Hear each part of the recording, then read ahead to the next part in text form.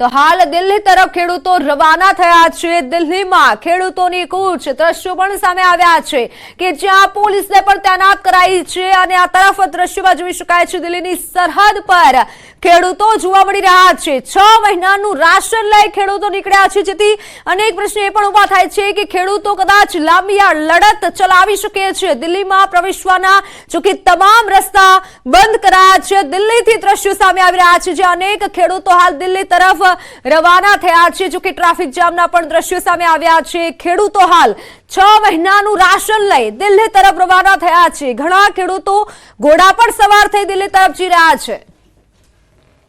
તો દિલ્હીથી આ દ્રશ્યો સામે આવ્યા છે, જ્યાં અર્ધલશ્કરી દળને પણ તૈનાત કરવામાં આવ્યું છે, પોલીસ તૈનાત કરાઈ છે અને જ્યાં ખેડૂતો હાલ પોતાની માંગને લઈને અડગ છે અને આ તરફ ખેડૂતો જે જઈ રહ્યા છે ટ્રેક્ટર લઈ 6 મહિનાનું રાશન લઈ ખેડૂતો દિલ્હી તરફ જવા રવાના થયા છે। ટ્રેક્ટર લઈ અને ખેડૂતો જઈ રહ્યા છે, તો અમુક ખેડૂતો ઘોડા લઈ અને જઈ રહ્યા છે। 6 મહિનાનું આ ખેડૂતોએ રાશન લઈ લીધું છે। બીજી તરફ દિલ્હીની જે સરહદ છે ત્યાં પણ ટ્રાફિક જામના દ્રશ્યો સર્જાયા છે। જ્યાં જુઓ ત્યાં ખેડૂતો જ નજરે પડી રહ્યા છે। દિલ્હીથી જે દ્રશ્યો સામે આવ્યા છે કે જેમાં અનેક ખેડૂતો હાલ હરિયાણા પંજાબથી નીકળ્યા છે દિલ્હી જવા માટે।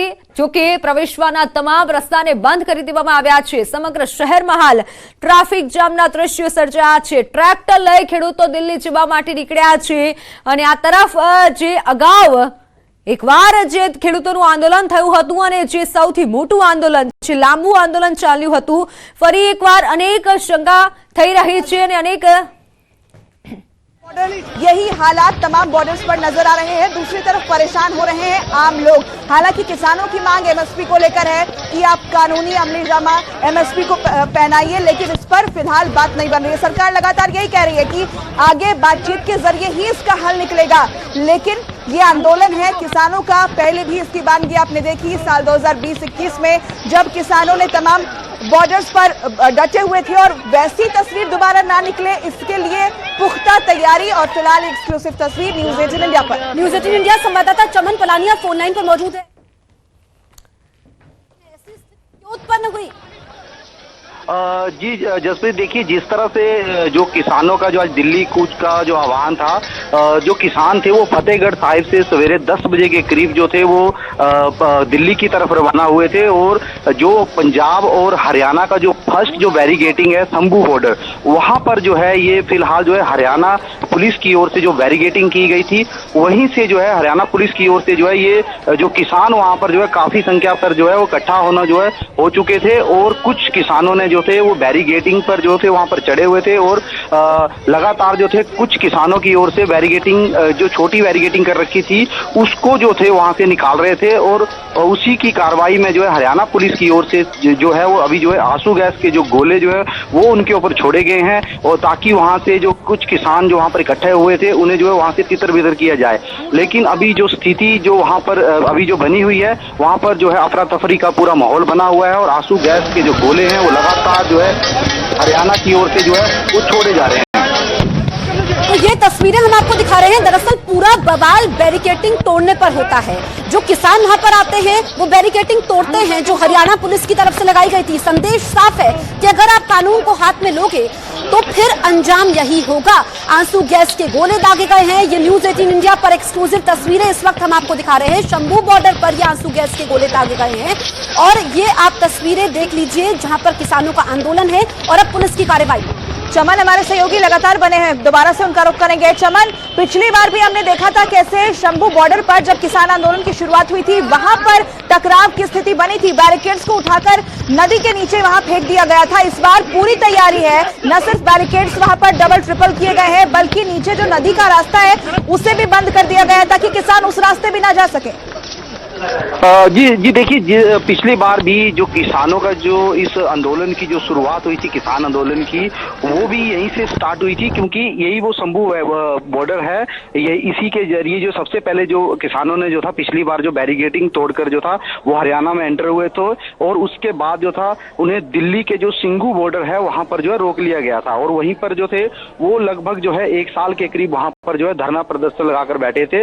वो वाली जो स्थिति थी पिछली बार की तरह ना बने हरियाणा में, और इसीलिए जो है हरियाणा पुलिस की तरफ से जो है वो आज से 4 दिन पहले ही जो है हरियाणा के पूरे जो पंजाब की लगती जो सीमाएं हैं उन्हें जो है पूरी तरह से जो है सील बंद जो है कर दिया गया था और उसमें बड़ी बड़ी बैरिगेटिंग और बड़े बड़े जो कंटेनर जो थे वो वहां पर लगाए गए थे और रोड के बीच में जो है बिल्कुल जो कीलें जो है और पक्की जो अगर हम कहें कि जो सीमेंटेड जो रोड़ी होती है जैसे पूरा एक लेंटर की तरह जो है उसको डाल दिया गया था ताकि जो वहां से जो बड़े जो किसानों के जो ट्रैक्टर हैं वो ऊपर से ना गुजरे और कंटीली जो तारें थी वो पूरे रोड पर लगा दी गई है। और हरियाणा के अगर हम बात करें जो पंजाब के जो साथ लगती जो सीमाएं हैं अगर हम डबवाली की तरफ से जो हरियाणा में एंटर करते हैं और अगर पटियाला की तरफ से अगर हम हरियाणा की तरफ एंटर करते हैं और तीसरी जो इस वक्त जो लोकेशन ये शंभू बॉर्डर की आप जो तस्वीरों में देख पा रहे हैं ये शंभू बॉर्डर की तस्वीरें हैं और यहीं पर जो है फिलहाल जो है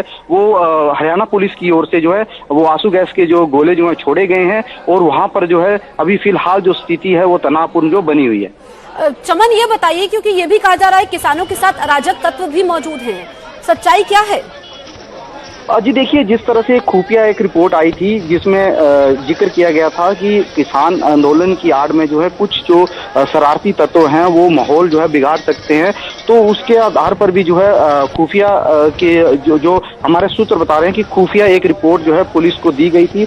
उसको लेकर जो थे हरियाणा पुलिस ने जो है पहले से ही पुख्ता जो प्रबंध थे वो पूरे हरियाणा में किए हुए हैं। और अगर हम हरियाणा की बात करें तो हरियाणा का जो ये शंभू बॉर्डर जो बैरियर है इससे अगर हम कुछ थोड़ी ही किलोमीटर के बाद अगर हम बात करें तो अंबाला से अगर हम करनाल की तरफ एंटर करते हैं तो वहां पर भी अंबाला और करनाल के बीच में जो बैरिकेटिंग जो है पुलिस ने इसी तरह की कर रखी है। वहां पर भी बड़े बड़े कंटीली तारें और रोड के बीच में बड़े बड़े जो रोडी के जो बड़े बड़े ट्रक जो है खड़े किए हुए हैं और अर्धसैनिक बलों की जो टुकड़ियां हैं वो भी बीच में लगाई गई हैं। और उसके बाद अगर हम बात करें पानीपत तो पानीपत में भी इसी तरह की बॉर्डर जो लगा रखा है। और जैसे ही दिल्ली की अगर हम बात करें, दिल्ली और हरियाणा के बीच का बॉर्डर सिंघू बॉर्डर की बात करें तो वहां पर भी इसी तरह की जो है वो बैरिकेटिंग हरियाणा पुलिस की ओर से जो कर रखी है।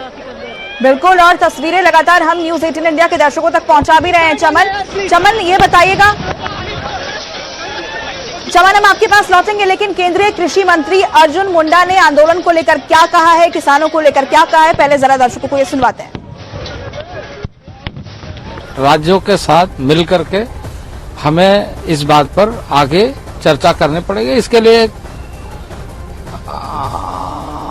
हमें ये सुनिश्चित करना चाहिए कि इसका रास्ता क्या क्या होगा और उसके लिए यदि हम कोई एक फोरम ऐसा बनाए जिसमें हम लगातार चर्चा करते रहे और इसका समाधान निकालें।